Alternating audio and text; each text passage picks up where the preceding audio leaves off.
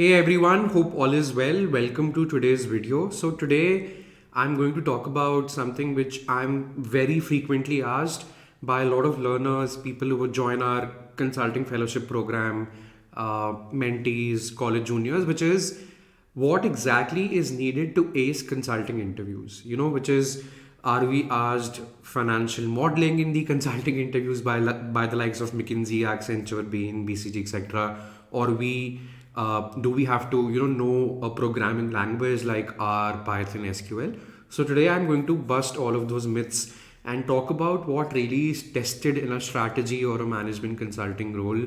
Doesn't matter which firm you're applying for. But before I get started, just a simple request. Please subscribe to the channel if you like our videos on consulting careers, CV making, and business school preparation. It's a growing channel, and your support really means a lot. Cool, so let's get started. So, before I go to what exactly is tested in consulting interviews, what skills are tested, I think it's very important to talk about two things first. Firstly, what is consulting? What do consultants do on a daily basis? And secondly, what type of interview questions do you face when you get into a consulting interview conversation? So, the video is divided into three parts. So, let's get started with the first part, which is what do consultants do on a daily basis?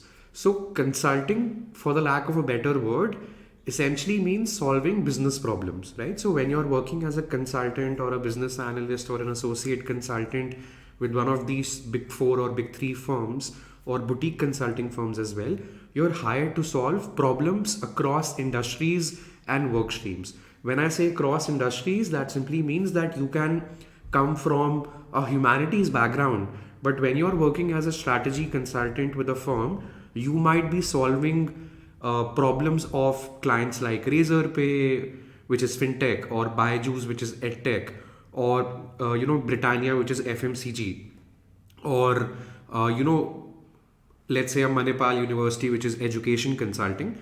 So your problems can range from clients who are startups or who are mature corporates, clients who are in banking, or clients who are in agriculture as well. So your background essentially does not matter. It's not an advantage or a disadvantage when you are working with these firms. And your problems can be anything from, helping Byju's in carving out a path to profitability, or helping Axis Bank in reducing its non-performing assets, or let's say helping a textiles manufacturer in fixing its supply chain. Right? So you understand the kind of examples which I'm giving, which signal that your clients can be anybody and your problems can be anything in the realms of business. So consultants solve business problems across domains and across different types of industries. That's what consultants do. Now, this leads us to the second part of the video, which is what sort of interview questions do you ask for a profile where essentially your background does not matter, be it humanities, arts, law, engineering, management, and your professional experience does not matter as well. Why? Because once you are into the job, you are aligned to work on all sorts of projects. Doesn't matter if you come from finance, or if you have taken science in class 12, or if you have worked in let's say Tata Motors before. So the interview questions that you face in these conversations test your three types of skills, which I'll come to in the last part of the video. But the interview questions that you typically face in consulting interviews would be, firstly, guesstimates. Guesstimates simply mean questions which are there to assess your on the spot problem solving skills and quick maths. So, questions such as if let's say I'm an interview candidate, so the interviewer can ask me, hey Sarthak, where are you based out of? And if let's say I say Delhi, so he or she can ask me to estimate the number of taxis on Delhi roads right now, right? So here my background in commerce and the fact that I went to a B school doesn't really matter. What matters is, can I structure this approach in the next 30 minutes and lay it out prominently and clearly in front of the interviewer, right? And that's like a muscle that you can build with time and the right practice, irrespective of your background. And questions can be, estimate the market size of diapers in India, or estimate the number of tennis balls that can fit into an Indigo airplane right now, or estimate the amount of sales that a Nike store in Delhi NCR would do on a monthly basis, or it can be estimate the market size of marriage bureaus in India, or it can be estimate the number of surgeries which happen in India on a daily basis. So the kind of questions can be randomized. It will not be from your industry, or it won't be related to your educational background. It's as random as it gets in terms of variety, which can be estimate the number of Swiggy orders that happen in Mumbai on a day, right? So, or estimate the number of Google Pay transactions that happen in Rajasthan in a day, or estimate the number of crows in Ahmedabad. So these are guesstimate questions. They test your problem solving skills and quick maths, because you have to not only talk to the interviewer about your approach, but also how will you estimate, because you have to arrive at a final number for these interview conversations.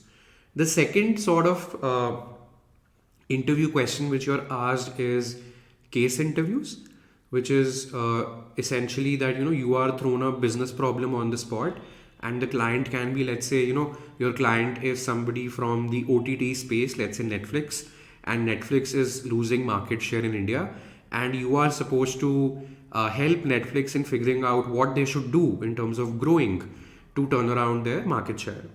Or it can be, let's say your client is a Yes Bank, and their profitability has been declining over the last 2 quarters. You have been hired to figure out why this is happening and suggest some recommendations. Or it can be estimate the number of estimate not estimate, but it can be, your client is Tesla. They want to enter the Indian market. They want you to estimate the market size and if they should enter or not. So the case interview is, a miniature form of a real life consulting engagement, and you have to ask a lot of valid questions to the interviewer about the client in question, and then you have to talk about how you will figure out the recommendations for this client in question. So here your communication is tested, your on the spot problem solving skills are tested, and maths might be a part of the question, but maths is typically tested in guesstimates, which is quick maths in terms of ratios, multiplication, nothing difficult. Which brings me to the last part of the video, which is what are the skills which are tested, which you would have figured out by now by my examples, which is firstly on the spot problem solving skills. Consulting interviews are rarely solved by guesswork. Even if you figure out the right number to the guesstimate, or even if you give the right recommendations or isolate the right root cause for the case interview, it doesn't matter. What matters is your approach. How are you reaching to that number in a guesstimate or the root cause in the case interviews? So you have to be very systematic and structured in how you are thinking of that problem on the spot. Secondly, quick maths, which is tested in guesstimates, which is how capable are you to calculate numbers on the go and in an error-free format, and you must not commit silly mistakes in that maths, which is multiplication division. And lastly, it's communication. As a consultant, you work with clients outside your organization on a day-to-day basis, which are typically CXOs.